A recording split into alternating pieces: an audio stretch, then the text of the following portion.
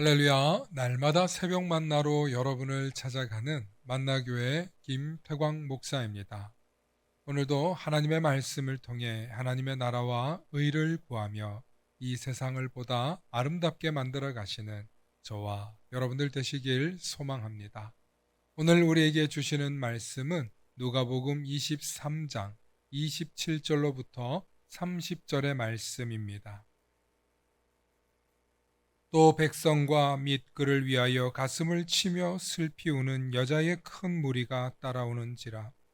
예수께서 돌이켜 그들을 향하여 이르시되 예루살렘의 딸들아 나를 위하여 울지 말고 너희와 너희 자녀를 위하여 울라. 보라, 날이 이르면 사람이 말하기를 잉태하지 못하는 이와 해산하지 못한 배와 먹이지 못한 젖이 복이 있다 하리라. 그때에 사람이 산들을 대하여 우리 위에 무너지라 하며 작은 산들을 대하여 우리를 덮으라 하리라. 아멘. 오늘은 비아 돌로로사 그 세 번째 시간을 여러분들과 함께 나누고자 합니다. 오늘은 예수님께서 십자가를 지시고 가다가 처음 쓰러진 곳에서부터 이야기를 집중해 볼까 합니다. 지금 보고 계시는 이 사진은 예수님께서 십자가를 지고 가시다가 첫 번째로 쓰러지신 이곳을 기념하기 위해 1948년에 세워진 교회입니다. 이 교회는 비아돌로로사에서 세 번째 장소로서 예수님께서 첫 번째 쓰러지심을 기억하고 안타까워하는 심정으로 세워진 교회입니다. 그리고 이 교회 안에는 예수님께서 십자가의 무게를 견디지 못하시고 쓰러지실 때 안타깝게 바라보는 천사들의 모습이 성화가 교회 안에 걸려 있습니다. 지금 보시는 사진이 바로 천사들이 슬퍼하며 안타까워하는 장면입니다. 한번 자세히 보시기 바랍니다.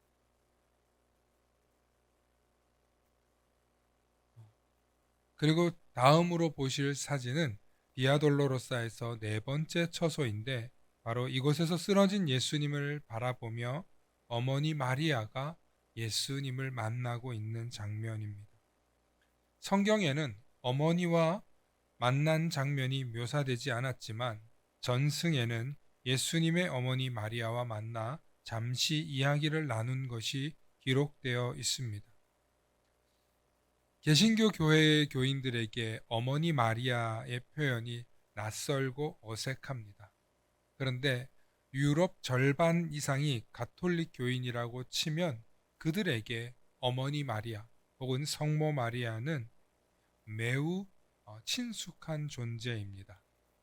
우리가 보혜사 성령님을 친숙한 존재로 여기는 것처럼 그들에게는 마치 절에서 보살님 이야기하듯이 매우 친숙한 존재로 생각한다는 거죠.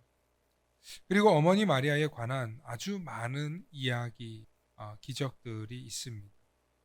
비록 우리에게는 낯설고 받아들이기 힘들지만 말입니다. 결국에 성경에는 없지만 예수님과 어머니 마리아가 만났더라면 과연 어머니 마리아의 심정은 어땠을까요?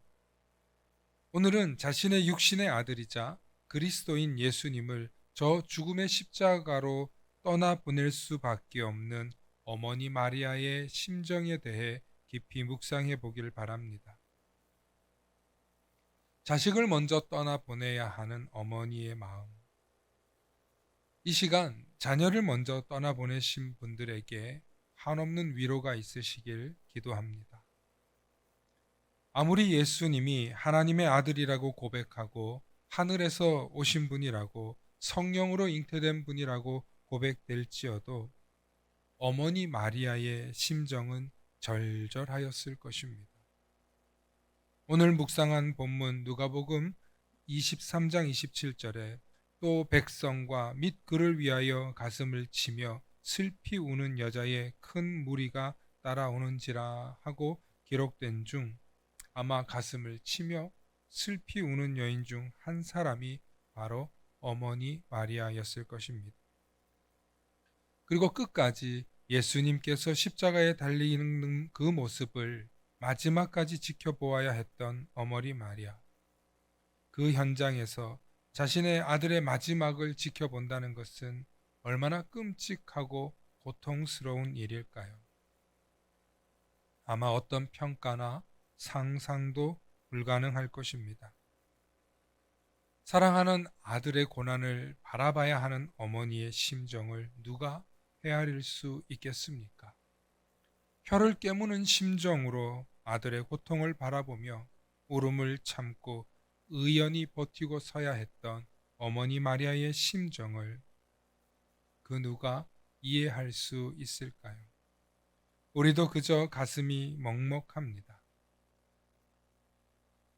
갑작스런 사고로 또 갑작스러운 일들로 자녀를 먼저 떠나보냈거나 사랑하는 이를 먼저 떠나보낸 이들에게 큰 위로가 있기를 소망합니다. 사랑하는 사람의 죽어가는 모습을 바라본다는 것은 결코 쉬운 일이 아닙니다. 그리고 그것을 바라보면서 끝까지 인내하며 믿음을 지킨다는 것은 더더욱은다나 쉬운 일이 아닐 것이죠. 사랑하는 성도 여러분, 우리는 세상을 살아가면서 이보다 더 끔찍한 모습을 상상하기 어려울 것 같습니다. 아마 그 비슷한 심정을 이해하실 수 있는 분들은 사랑하던 자녀를 먼저 떠나보내신 분들 아니고는 이해하기 어렵지 않을까요?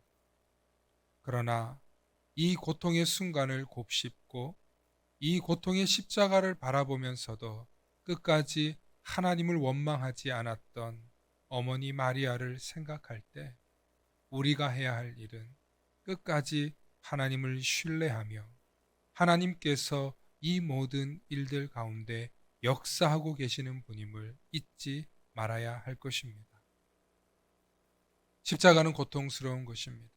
그 고통스러운 십자가를 바라보는 것만으로도 괴롭습니다. 그러나 그 모든 과정이 우리의 죄를 대속하기 위함이라는 사실을 생각할 때 우리는 그 십자가 앞에 한치도 부끄럽지 않는 삶을 살아야 하지 않을까요? 그럼에도 불구하고 우리는 연약하여 그 십자가 앞에 늘 부끄러운 모습이기도 하다니 참으로 역설적입니다. 오늘 고난주간 3일차 우리가 이 십자가를 바라보면서 십자가의 고통을 바라보는 어머니의 고통을 바라보면서 우리도 그 십자가 앞에 숙연해지실 수 있기를 소망합니다. 그리고 그 십자가가 하나님의 섭리라는 생각을 다시 한번 깊이 묵상하며 하나님의 은혜를 사모하시는 끝까지 하나님을 신뢰했던 마리아처럼 우리도 하나님의 섭리를 하나님의 뜻을 신뢰할 수 있는 우리 모든 성도님들 되시길 축원합니다. 축원합니다. 샬롬. 다 함께 기도하시겠습니다. 사랑과 은혜가 충만하신 아버지 하나님 참으로 감사합니다. 오늘 십자가에 달리신 예수님, 그러나 나의 유일한 그 아들의 죽음을 바라봐야 하는 어머니 마리아의 심정을 생각해 봅니다. 주님, 우리가 세상을 살면서 경험하게 될 사랑하는 이를 떠나보내는 일이 그토록 고통스러운데 사랑하는 아들이 십자가에서 고통당하는 장면을 바라볼 때 얼마나 힘들었을까요? 그렇게 십자가는 누군가의 아들이 죽어야 하는 끔찍한 사건이었습니다. 그러나 그 사건이 한 사람의 슬픔으로만 끝나는 것이 아니라 온 세상의 인류의 죄를 대속하는 위대한 하나님의 섭리라고 생각할 때 우리는 다시 한번 하나님의 그 크신 사랑과 계획을 묵상하게 됩니다. 오늘도 그 십자가 앞에 겸손히 하나님을 바라보며 그 십자가의 고통 또한 하나님의 섭리였다는 사실을 깊이 묵상하며 끝까지 하나님을 신뢰하기로 결단할 수 있는 우리 모두가 되도록 은혜 내려 주시옵소서. 감사드리며 우리 주 예수 그리스도의 이름 받들어 간절히 기도하옵나이다. 아멘.